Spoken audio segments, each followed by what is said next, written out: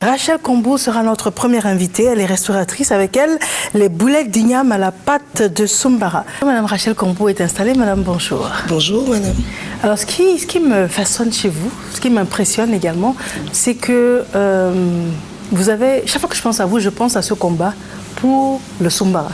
Alors, expliquez-moi d'abord cette volonté, cette détermination à faire découvrir, accepter et puis montrer les potentialités du Soumbara. Oui, parce que tout simplement, je suis convaincue, persuadée et sûre de moi-même à 100% que le Soumbara consommé régulièrement par les Ivoiriens aura des effets positifs sur leur santé.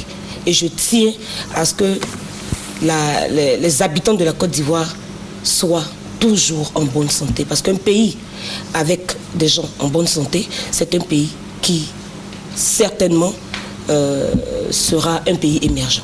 D'accord. Alors les personnes qui nous écoutent et puis qui ne connaissent pas le Soumbara, comment on définit le Soumbara? Et puis quels sont les effets sur la santé? Le Soumbara régularise la tension.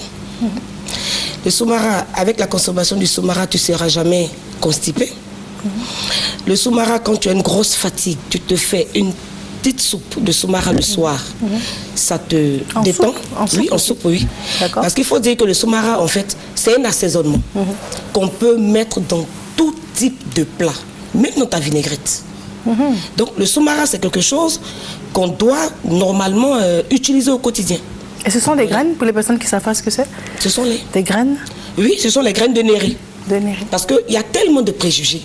C'est pour ça que les gens disent non, c'est un produit qui sent mauvais, c'est pas bon. Mais non, en toute chose, il y a le vrai, il y a le faux. Le vrai Soumbara est à base de grains de néré que tout le monde a mangé quand on était petit à l'école. On mangeait sans savoir que ce sont ces graines-là qu'on jetait. Or, c'est ça même qui allait avoir un effet positif sur... Est-ce qu'il y a le faux Soumbara aussi? Il y a le faux Soumbara sur le marché. Ah bon, et comment on fait la différence? La différence, c'est que quand on voit, nous qui connaissons, quand on voit, le vrai Soumbara, il n'est pas noir comme ça. Mais le faux, il n'est pas noir, il n'est pas gris, il est... En tout cas, pas de couleur noire, le vrai Soumbara. Et ce sont les graines que vous allez voir. Les femmes, elles le font en boule. Et c'est ce que nous, on prend pour mettre tout le monde à l'aise, pour que l'utilisation soit plus facile. C'est ce que nous, on prend, on sèche, on pile à la main pour garder les vertus. Parce que c'est ça qui est le plus important. Il faut pouvoir t'arranger pour ne pas trop moderniser cela, pour que les vertus soient... on le sent sur le corps de l'homme. D'accord. Est-ce que vous avez choisi de nous présenter aujourd'hui comme recette?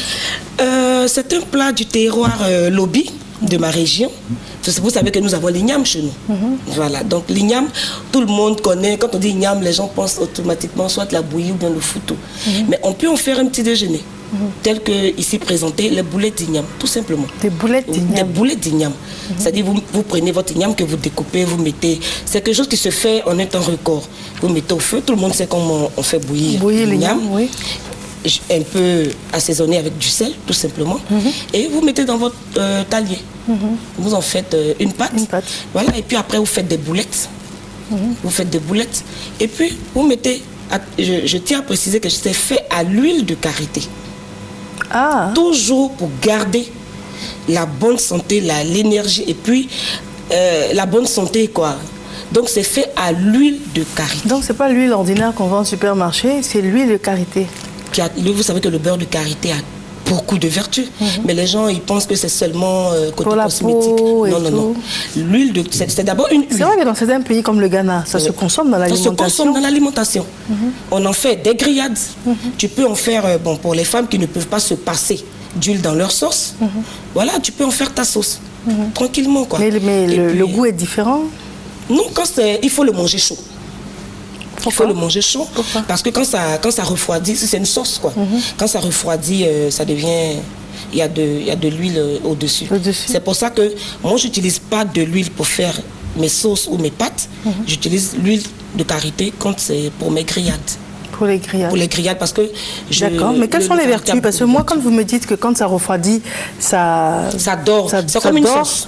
Oui, mais ça, c'est inquiétant, parce que je me dis que ça va dormir comme ça dans mes artères aussi. Non, tu ne pourras même pas manger. Tu seras obligé de toujours chauffer. Parce que si ça dort, tu ne pourras même pas manger. D'accord. Voilà. Parce qu'une sauce même, ça se mange chaud. Vous savez que quand tu manges, quand tu consommes beaucoup la sauce, tu transpires, tes pores se dégagent et puis tu en formes après, quoi. Donc une sauce, il faut le manger toujours chaud. D'accord. Ouais. Donc c'est fait à l'huile de karité. De karité. C'est obtenu à partir du beurre de karité. Ah, voilà, c'est l'huile de karité qui devient le beurre de karité. Qui devient le beurre de karité. Voilà. D'accord. Alors, ensuite, on a dit qu'on écrasait dans le talier. Voilà, vous faites les boulettes. Les boulettes. Juste assaisonner au sel, rien d'autre. Rien d'autre. Rien d'autre. Quand vous mettez votre igname au feu, juste assaisonner au sel. Quand vous prenez de l'huile que vous mettez dans la paume, parce que vous faites de l'huile, vous le mettez dans la paume et puis vous faites vos boulettes, tout simplement. Et pendant ce temps, vous avez votre marmite au feu avec l'huile de karité dedans. Mais il faut laisser ça bien chaud. Il faut que l'huile soit bien chaude. Et après, vous grillez, vous prenez il n'y a pas de chapelure dessus ni rien? Non. Vous prenez des œufs que vous battez. Voilà, on bat les œufs, d'accord. Voilà, vous les plongez dedans. Et puis vous grillez, tout simplement. D'accord, dans des œufs battus. Oui, le jaune d'œuf ou bien tout? Tout l'œuf. Oui. D'accord. Voilà. Et très après, bien. Vous passez, comme on ne peut pas le manger seul, donc vous prenez soit votre poulet, votre poisson, mais comme moi je suis beaucoup poisson, donc j'ai tenu à prendre. Et pourquoi vous avez plus poisson que poulet? Parce que je sais, le poisson, quand je mange beaucoup de poisson, je suis plus à l'aise. Voilà. Et peut-être que c'est ce qui fait que quand je dis aux gens que je suis grand-mère, on ne me croit pas. Je mange beaucoup de poisson. Parce que le poisson... Et je confirme, on ne vous croit pas, oui. Ouais. Je confirme. Que je suis grand-mère. Non, qu'on ne vous croit pas. Ah, et pourtant si. Je suis grand-mère d'une petite fille, Orlane, qui a 6 ans. Waouh. Ouais. Donc, quand je finis, et comme j'aime beaucoup aussi le soumara, donc je passe à l'étape suivante, faire ma pâte de soumara. Et la pâte de soumara, c'est vraiment pas compliqué, c'est comme une pâte. Si tu veux, tu peux faire la tomate, l'écraser, comme découper ta tomate avec le couteau. Tu prends ton oignon, tu découpes. En temps, ton eau est au feu. J'ai dit tout à l'heure que j'aime pas trop l'huile dans les pâtes, dans les sauces. Donc ton eau est au feu. Tu mets ton soumara dedans. Puisque le soumara, en fait, c'est un assaisonnement. Voilà. Tu mets ton soumara dedans, ton oignon que tu as fini de découper avec ta tomate fraîche, tu mets dedans avec un peu de piment. Voilà. Et puis tu assaisonnes avec du sel. Ta pâte est prête. Donc c'est un petit déj qu'on peut faire pour son mari en un temps record. Voilà. D'accord. En tout cas, c'est propre, c'est net comme explication, c'est sain. Comme nourriture également, c'est naturel également. Ça fait du bien. Oui. Ouais. Tu finis de manger pour une femme parce que nous, pour qu'une femme soit à l'aise, c'est quand son mari est en bonne santé. Et en bonne santé. Donc voilà, on est en moins d'une heure de temps, une femme qui se lève le matin, elle offre un copieux petit déjeuner à son mari. C'est sûr que son mari, quand il partira au travail, non seulement il ne mangera pas, il n'aura pas envie de manger n'importe quoi dehors, et puis il rentre, il est à l'aise, il travaille bien. Et il y a un bon rendement quand tu consommes le soumara. Très bien. En tout cas, votre combat, il est noble pour le soumara. Et maintenant, ce que je vais vous demander, parce que là, c'est tout ce qui est salé, mais on ne peut quand même pas mettre le soumara dans des préparations sucrées. Non. Ah, quand même. Non. On reste dans le salé avec le soumara. On reste dans le salé avec le soumara. Parce que le soumara, lui-même, il est salé. Pendant la fermentation, lui-même, il est salé. Voilà. D'accord. Et on rappelle les caractéristiques du soumara. Il évite l'hypertension. L'hypertension, il régularise la tension. Anti-constipation. Et puis contre les grosses fatigues. Et puis contre l'ictère, voilà, le palu, tout ça. Il faut, quand tu consommes, parce que quand tu consommes, tu transpires. Tu transpires et puis bon, tu es en forme, quoi. D'accord. Voilà. Très bien. Madame Kambou, vous êtes restauratrice. On peut avoir un téléphone? Le 47 19 92 39. Très bien. Bon appétit. Je vous remercie en tout cas. Merci. Merci à vous.